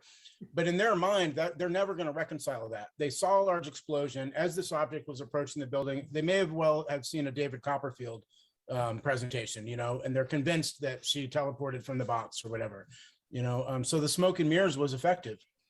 Wow. Wow. So I'm not even going to comment about that shit. I'm not even going to comment on it. It's just so stupid. I mean, that's like, okay, I'll comment on it because that's what we're here for. But wow.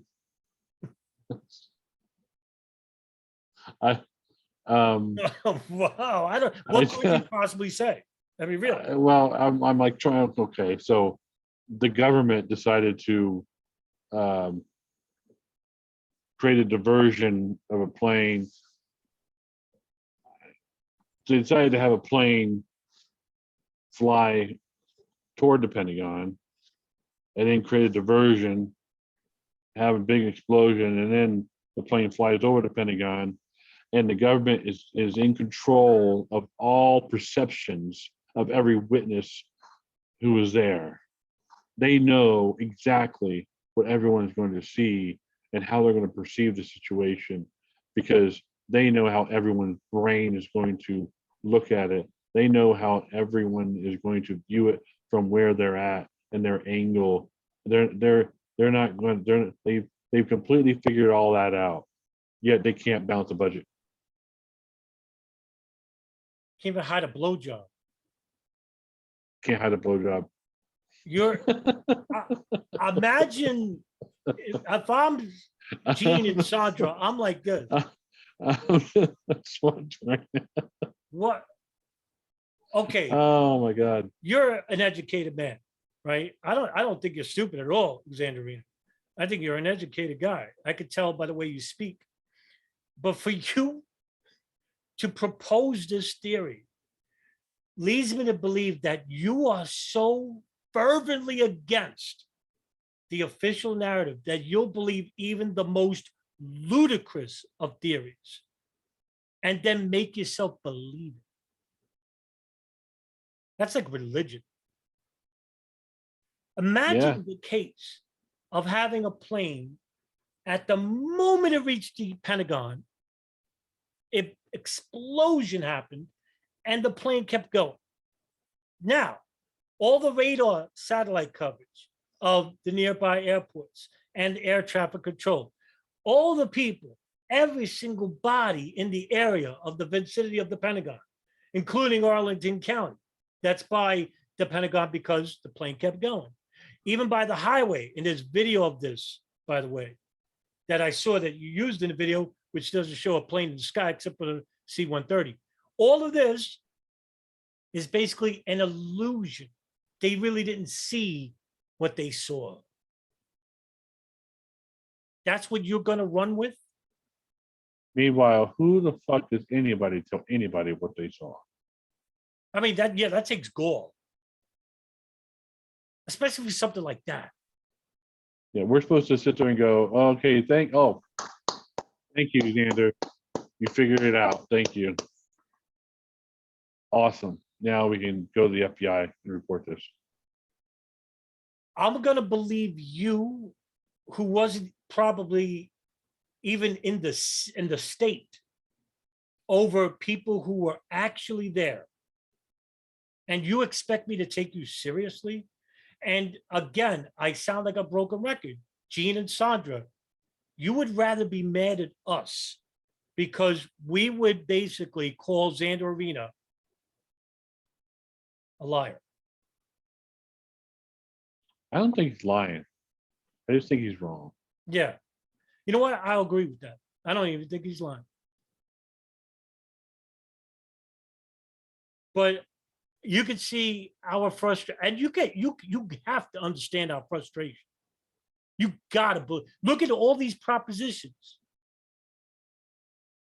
Imagine, instead of allowing the simple, where there's less people involved in the operation, of just allowing the plane crash the building. You got to kill everybody anyway. Whatever happened to Outcomes Razor?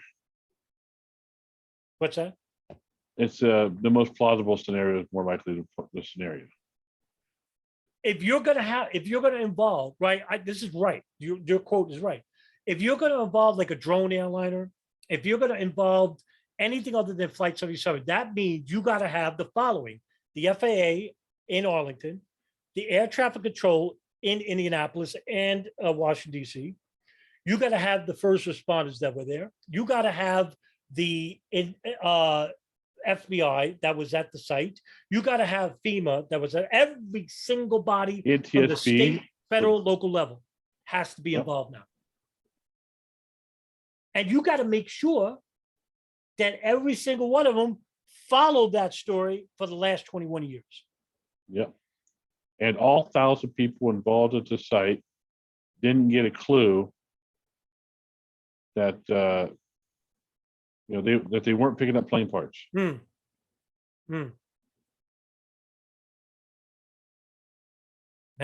that's a rough one, Ed. This is a little bit easy. But it's curious that the video doesn't have the date on it, the date and time. So it would seem to me that they are maybe still trying to hide the actual precise to the second or minute time of whatever this incident or event was that was captured on the camera. Now, the last thing Okay. What's referring? What was the Talk about the context there? security camera that had the timestamp, September 12th. Right. We know why it had. Yeah, we know why. Why is that, Ed? What happened? Because there was a glitch in that system. So when they actually created the file, it's imprinted this timestamp of when the file was created. Right. The And they two men fixed that it. were involved with the extraction of the information, and they gave a testimony, Steve Pennington and Brian Austin. That's right. That's publicly available. Yep. It's been out there. We talk about it. It's not a secret. Yeah. And by the Um, way, all those security cameras are the only thing you understand about security systems, come with the cameras around the Pentagon and all this stuff. When any cameras that was around the impact zone, right? The moment of impact, the cameras are immediately destroyed. Right. But so you're not actually going to capture really a plane, because you're not going to have the video available to see it. Because all those cables that are attached to that camera are being fed through the entire system. And as soon as that camera gets hit, the cable gets disconnected and there's nothing left to record. So I was talking to a buddy of mine, he owns his own security company, installs security cameras all the time, doing it for decades. And we were talking about this, and he's like, yeah, once the plane impacts the building, that cable's getting disconnected. It's not there's nothing going to the servers. Nothing going to any recording. that's device. interesting. I didn't know. Something to think about. Yeah, I mean, well, it sounds reasonable, but I mean, again, like they're expecting the cameras on top of the roof line of Wedge 1 to work. By the way, they aren't working because it's still under renovation. That's right. They were turned off. And this is not, what gets me is like what we just said isn't new. It was out there for years. Mhm. And this next video clip is concerning you, Ed, personally. Oh yeah. Yeah. All right. Let's see it. So let me hold on. And this is actually one of my favorite parts. All right. I want to publicly ask Ed Brotherton why he felt the need to contact the FBI following Yeah, one of our war room. that was really weird. So what were your intentions? He was trying to illustrate the ridiculousness. He took basically the statements that from go? like 3, 4, 5, 6 different people, threw them all together into one theory to demonstrate the absurdity of the theory. And it was really just an exercise in mockery and nothing else. Well, I'll tell you, It wasn't an exercise in mockery. I think that efforts are going to be very seriously made by not all, of course, law enforcement. I'm not trying to paint this broad picture that we're all, being You led already by a did. bunch of psychopaths, but I think there are going to be some elements of these law enforcement wings that are going to start calling people that are asking for the truth. They're going to dub us extremists. And so I don't know if that was some type of a chess move that was made, but I just want to publicly state that I'm not going to really be a part of any meeting that guy is at. I just, that was a pretty shitty thing to do.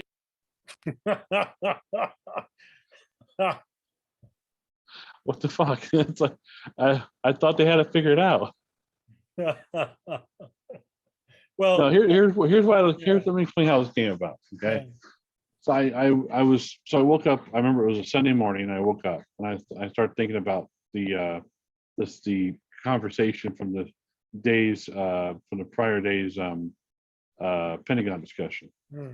And I was asking myself, I listened to everyone's discussion. I thought, and I was trying to piece in my head what the fuck they're trying to say.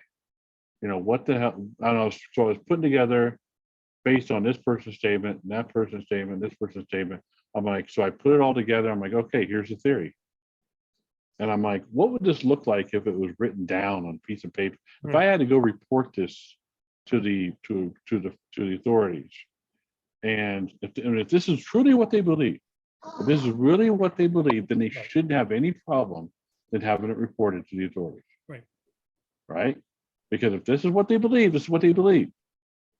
And it's up to the authorities to investigate it and figure it out, right? So there should be no problem. In fact, they should be encouraging somebody to go take it to the authorities and report it. But at first I was thinking about it, and I was like, okay, let me see would this look like if I were to fill out a criminal complaint, right? So I started to sit down and start typing it out, and I realized I'm like, you know what? I'm like, let me go ahead and send this to the FBI. If I'm going to fill out this criminal complaint, I might as well send it, right? Let's just carry it through. They shouldn't have. I'm thinking in my head, they shouldn't have any problem me doing this, because this is what they are selling us. This is what they're telling us happened. right. This is what they believe happened. Mhm. So report the fucking thing. Stop playing around. Stop dicking around. If you really believe it, put your belief up against the test and report it and see what happens. But here's the thing. I knew the moment I did it, the reaction I was going to get. And I got exactly the reaction I got. Exactly. It was I predicted it exactly. I knew exactly what was going to happen. But here's the thing they don't realize. I didn't send it to the FBI. I didn't send it to the FBI. The email address that I sent it to said FBI.gov, but it's a broken link. You can't, it actually went nowhere. It actually kicked back to me as undeliverable. And I knew it was going to be undeliverable, because in order to report anything to the FBI, you have to go through their website. And on their website, you have to sit there and make statements that everything you say here is true and correct to the best of your knowledge, any false statements is criminal or punishable by crime, blah, blah, blah. Mhm. So I'm like, well, I can't report this shit. Because it's not true. Because it's not true. So I couldn't actually report it. So I decided to look like I reported it in order to see what the reaction would be. And if they were truly honest, they would have said, "Oh, great, Ed, look at you, 9/11 truth, buddy. Thank you for reporting this. Yeah, thank Way you. to take it to the next level, Right. Finally, somebody doing something, But no, instead I get called a cocksucker evidently at some point, and they think I did it out of mockery, which I didn't. It was an attempt to understand what their position was when it looked like on paper, What it would what look their position like. looked like on paper, Right, what it would look like. and to see if it looked absurd, and it does. But it wasn't to mock them. I wasn't intending to mock them at all. Right. And Adam calls it a chess move. Well, maybe it was a little too of a chess move. It was a damn good one. Right, it worked.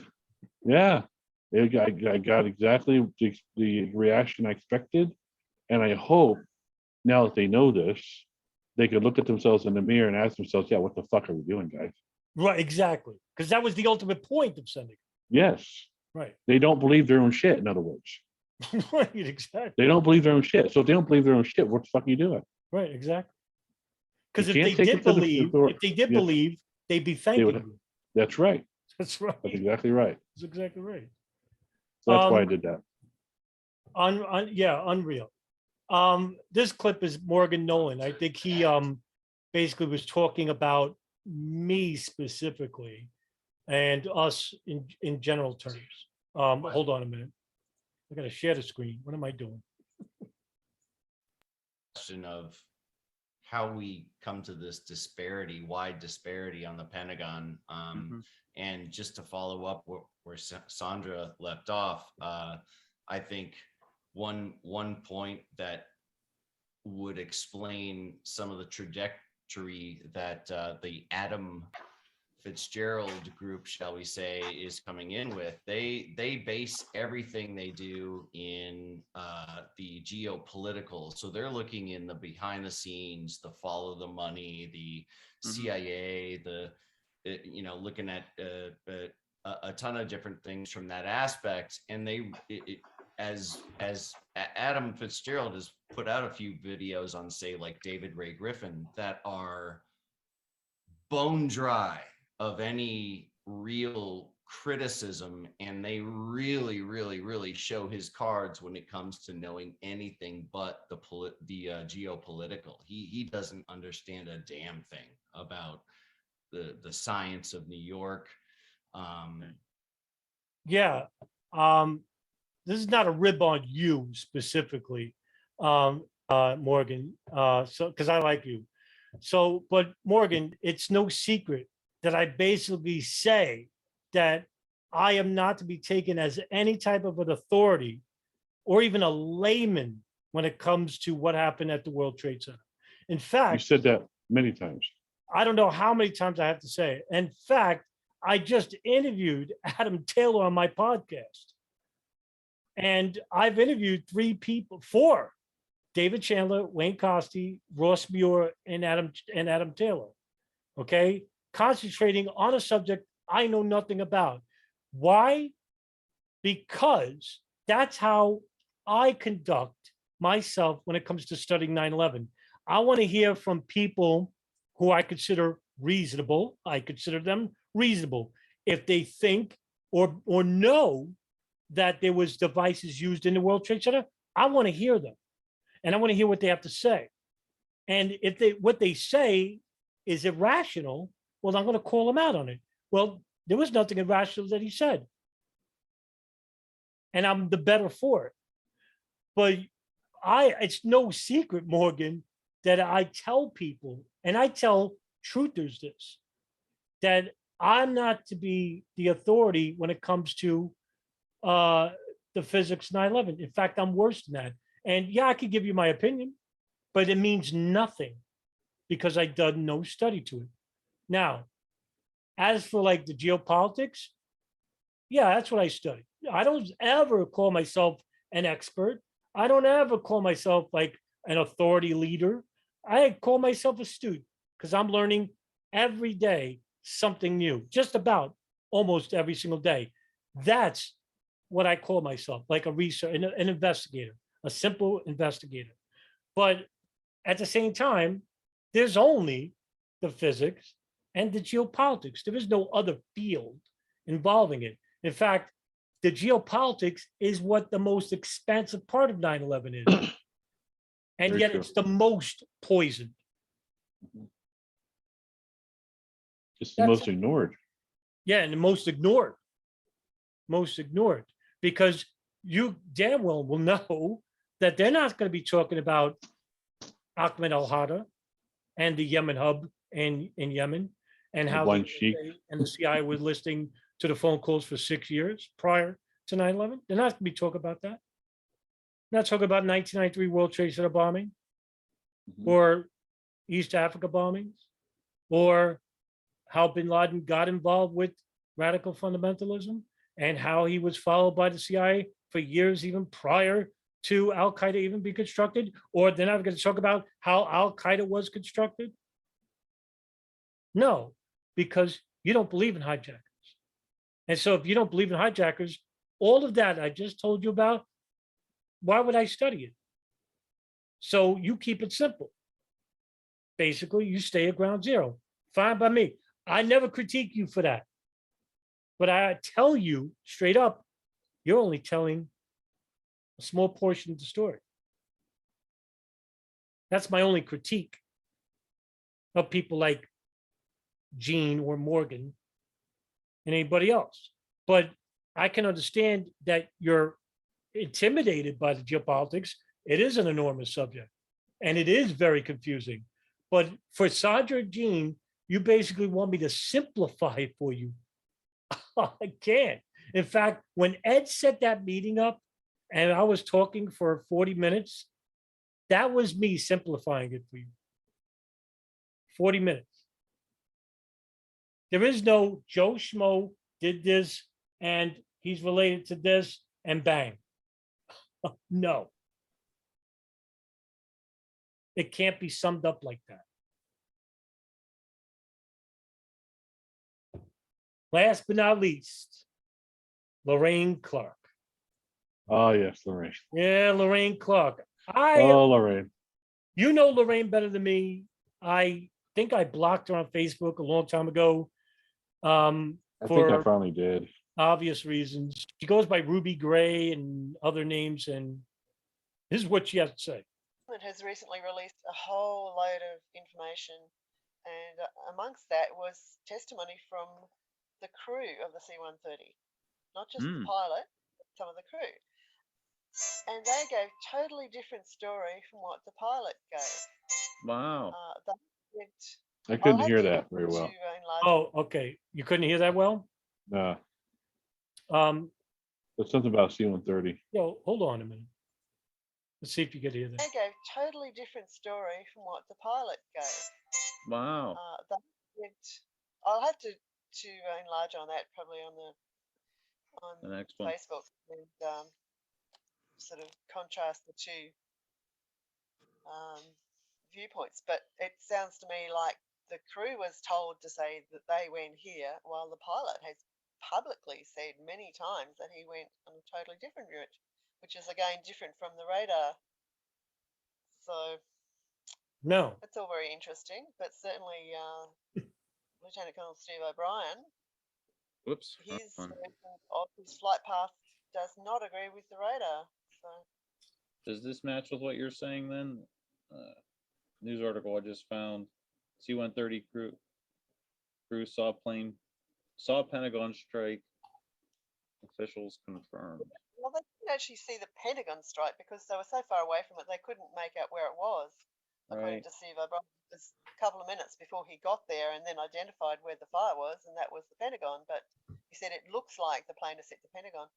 And on all the audio records, they have deleted the spaces in between verbal communications. So it sounds like he's saying it as soon as it crashed, but in fact, he said it looked like the Pentagon had looked like the plane had crashed, was a couple of minutes before he said it looks like the plane went into the Pentagon. He did not know when he first saw the fireball that it was at the Pentagon. He couldn't tell where it was. He said the sun was in his eyes, and Oh, sunblind.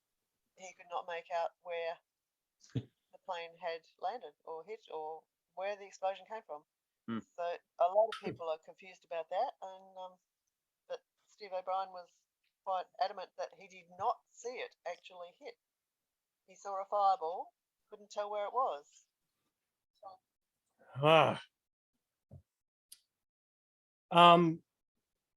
FAA, Air Traffic Control, actually got in contact with the C-130 plane, and the call sign was Venus 77. And they asked him to deviate from his flight and to follow 77. That's what they told him. And we have that on audio. It's released, it's public. And he told them, yes, I could see an American Airlines plane. And as it was going into the airspace near the Pentagon, he basically couldn't see the impact because he's way up in the air. And he says, well, he goes, it looks like the plane at the Pentagon because there was a big explosion. He didn't see a flyover. He didn't see anything else. Doesn't mention anything else. And the radar suggested that that's exactly what happened. And again, just like the others, you're going to assume what he saw on what he heard.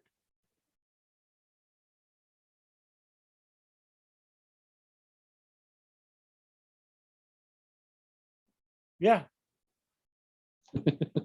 I don't know what else to say. I don't know either, man. It's like it's just that was it's just I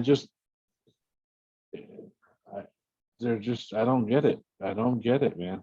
It's like there's just like, you know, I can't. I once thought what they thought, not to the extreme that they thought it, but yeah, you know, I once thought a plane didn't hit the Pentagon. Me too. I looked at new information and was able to evaluate that data, look at that new evidence, and based on that new evidence, I was able to come to a different conclusion. And it's, for some reason, these guys have a hard time doing that. They are, in fact, every time they get hit with new evidence that contradicts what they believe, they go into some really, really, really fine weeds in order to find something else to help them prove their belief. So Ed, let me concentrate on it because I want to say. So when you got interested in 9/11, what were you expecting out of it? Like, what did you want to do? Well, I had a lot of questions. You know, like the video is actually of the Pentagon hit is what actually got me in it. Oh, is it right? Oh, okay. Yeah. So Right. that's the first thing I saw, and I was like, "What?" And it didn't make any sense to me at first. And then we started. There was other people who started questioning things, and then it became started meeting with a couple of people at a local restaurant, Mhm. and then found out about 9/11 Truth LA, and then we started going there at the Underwood Cafe in Santa Monica and meeting there, and there was other people who were asking, you know, so it was all about asking questions, and through that, you know, was you know, it kind of became what it is now, pathetic. And then when you got new information, did it come as a shock to you, or did you hesitate at first? No, it wasn't really shock. It was just, okay, great. I'm glad, you know, it was like more like it was more like I just knew it wasn't true. It's like I can look, here's the thing. I like to think I have the ability to look at things and go, you know, and change my mind based on what I'm seeing. Mhm. You know, I'm flexible. And I'm not, you know, I'm not into holding on to things because it doesn't serve me. It doesn't serve me well at all. It just makes me a bitter person. It makes me not sociable, and it makes me not. It's not the truth, and I don't want. We're the truth movement, and if you're going to be the truth movement, you better fucking tell the truth, not hold on to bullshit. Hmm.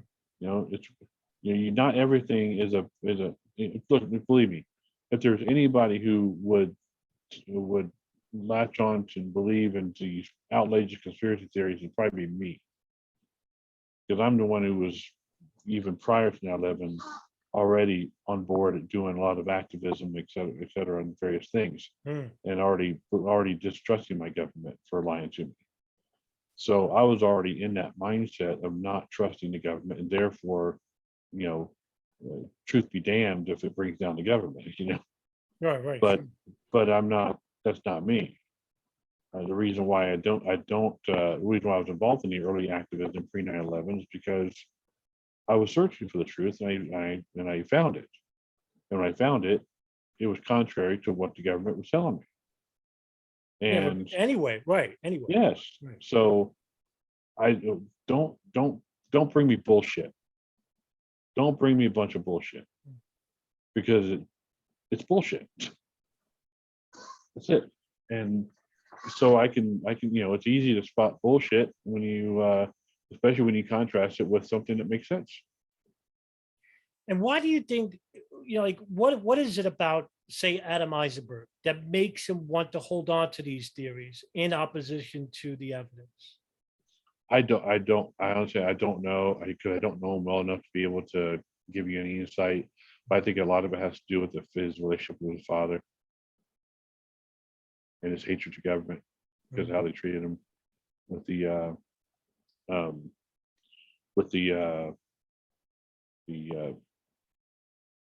Veterans Administration, the Veterans Administration. Mhm. Right. Yeah, look, Gene, Sandra, I mean, if you made it to this end, bless you. But this was, again, we didn't want to make this to be like, hey, screw you, because I still don't think of you as that way. And I have no reason to. But I will say this. I am highly, and even at times frenzied, critical to people like Barbara Honegger. I'm not that way to you. I consider you victims. But Barbara Honegger knows exactly what she's doing. Mhm. And she's telling falsehoods on purpose, even in the light of evidence, even in that email exchange where we weren't rude to her.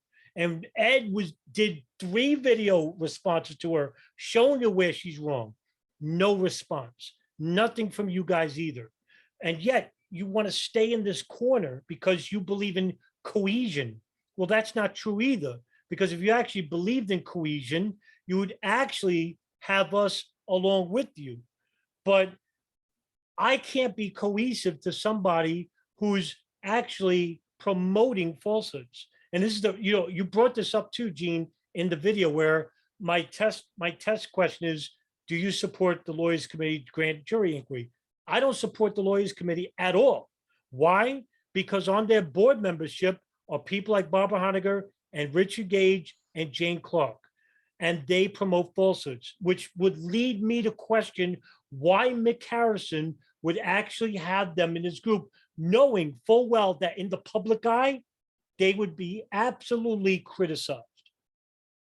And that's the reason why you're not getting a grand jury impaneled. You may never get one.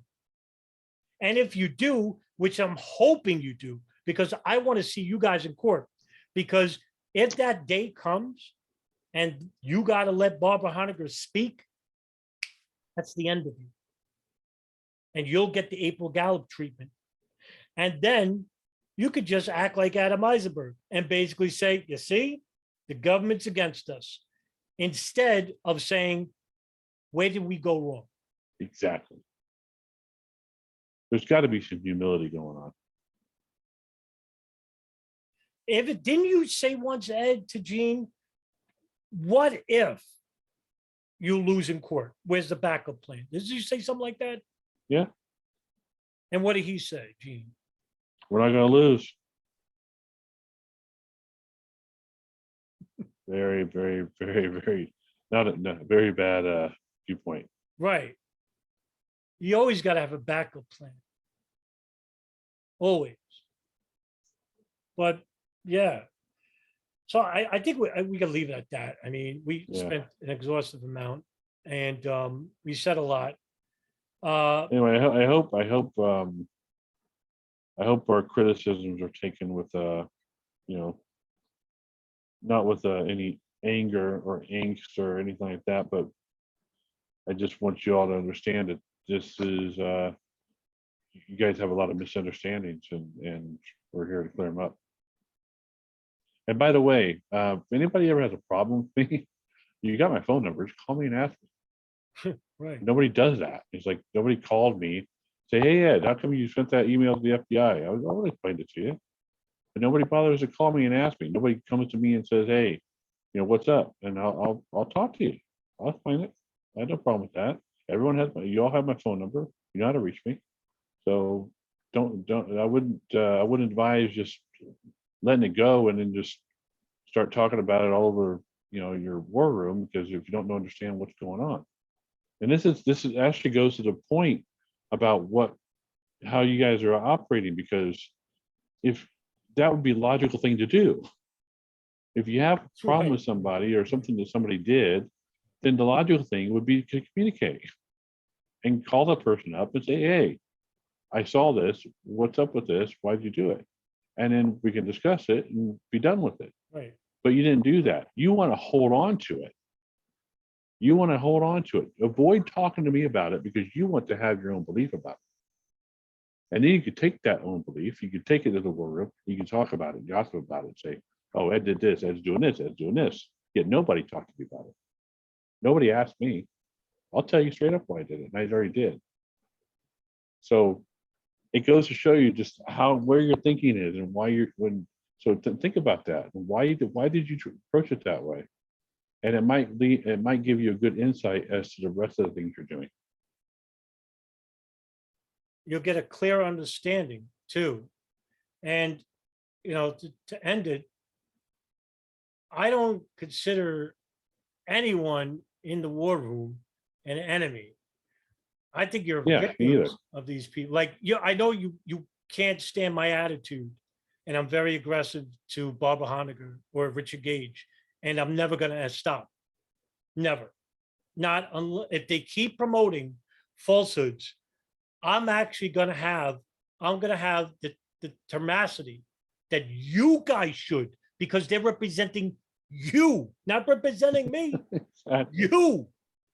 I'm actually going to call them out for their fringe theories and their falsehoods.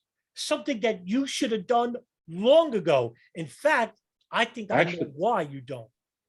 And I think you're afraid of getting the David Chandler and Wayne Cosby treatment. Whereas if you actually said, "Hey, wait a minute, I was wrong. Flight 77 really did hit the Pentagon." You know what would happen to you? This is something I told Barbara Honegger once on Facebook many years ago. I said, you'll get either 3/4 or everybody that you commiserate with or follow you to turn on you and basically call you a shill. And because you can't go to like the debunker side or the skeptics because you alienated them, you're all alone and nobody's going to believe you. And that will be the end of you. But at least you have your dignity and you have the truth on your side. But you got to appease the masses. That's what I think. I'm just speculating. That's why I think you can't come right out and say it.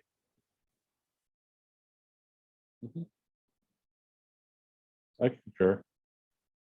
I think there's a lot of truth to that. Yeah.